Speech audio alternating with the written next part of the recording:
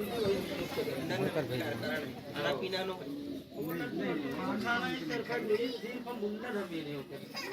काबर करना जरूरी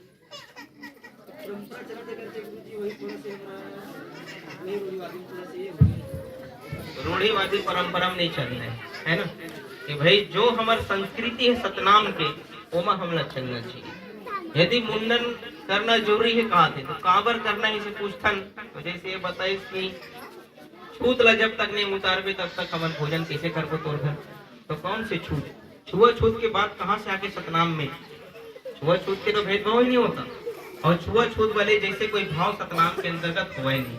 दूसरा जी यदि छूत के बात किए जाते हैं तो भाई पुरुष के बाल सिर में जब है सिर के बाल बस उतारना है, शरीर के हर अंग में बाल है फिर सब छूत हो गए सब लोग उतारो और नहीं तो पुरुष अशुद्ध है तो भाई महिला भी अशुद्ध हो गए तो बाल उतारो है कि नहीं। तो ये सब एक रूढ़िवादी परंपरा है, ऐसे कोई बात नहीं है, एक पीछे कोई लॉजिक नहीं है ना कोई प्रकार के सिद्धांत नहीं। ये जो है हमारे सतनाम की संस्कृति भी नहीं है। हमारे कुल परिवार में हमारे गुरु वंशज है ना, हमरो घर परिवार में एक मनुष्य के रूप में है। आज हमरो घर में आज जीवित है तो कल हमला भी जाना है, लेकिन आज तक के इतिहास में हमारे घर में कभी किसी भी जो है इस तरह से सतलोकी हो गए हैं तो कभी किसी के मुंडन हुए नहीं है ना कभी हमन करण ना समाज में इस प्रकार के करने की जरूरत होना चाहिए। ये जो है एक रूढ़िवादी परंपरा है।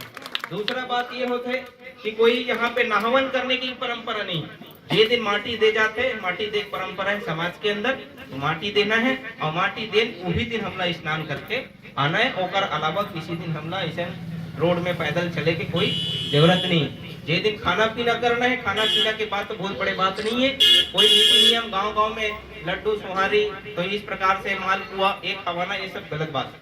तो मृत्यु भोज या जग ये सब कार्यक्रम करना जो है हमारी संस्कृति है, खाना भी जरूरी है, लेकिन सतनामी समाज तो एक अतिथि सत्कार करने वाले समाज है। आज हमारे घर में 10 जन सगा आया थे 50 जन सगा थे तो वो भूल भी खवा लेते हैं, तो ऐसे कोई बात नहीं। तो ये भी परिवर्तन करेंगे कि किसी के घर में ऐसा घटना यदि घट जाते तो कल आपको के घर में भी होना है, ओकरो घर में होना है, सबके घर में होना है। तो किसी व्यक्ति कोई धनवान व्यक्ति है तो सब लोग खवा सकते हैं, लेकिन जो गरीब व्यक्ति है रोजी मजदूरी करके अपन जिंदगी जियत है तो वो व्यक्ति कैसे खवाए। और वो व्यक्ति खवा नहीं पाते फिर वो अपन खेत खार ला बेच बाच के वैसा करत है तो से तो बोला गरीब बनावा था सहयोग कहाँ करत है विकास करने में। तो ये जो है इस तरह के परंपरा नहीं होना चाहिए। नीति नियम ऐसा होना चाहिए जेकर से समाज का सहयोग मिले, लाभ मिले, हमारे परिवार के बच्चा और आर्थिक तौर पर संपन्न हो सके, आगे बढ़ सके। इस प्रकार के परिवर्तन करते हुए हमारी संस्कृति भी रहना चाहिए और हमारे ये जो है किसी को नुकसान नहीं होना चाहिए।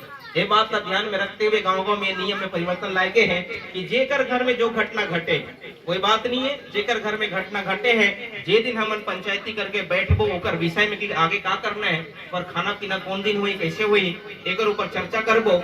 वो दिन जेकर घर में घटना घटे हैं वही व्यक्ति ओकर परिवार के मुखिया जेना स्वीकार कर ली, चाहे 10 लाख खवाना है, चाहे 50 लाख खवाना है, चाहे जे खवाना है, वो जो कह दी वही हमने स्वीकार करना है और बोला कोई प्रकार से दबाव नहीं किए जाए कि थोड़ा यही करना पड़ेगी। तो एक से कहा हुई ऊपर स्वेच्छा के ऊपर है, जो अपनी मर्जी से वो कर सकते हैं और हम सब लोग बोला चलना है। इसी प्रकार से कफन उड़ाना है जो है मृत्यु वो जो होते हैं हर घर से फिर कपड़ा लेकर के आते हैं उड़ाते हैं। इस प्रकार से ओला भी क्या होते ओला सिर्फ जला देते नष्ट हो जाते कोई लाभ मिले नहीं।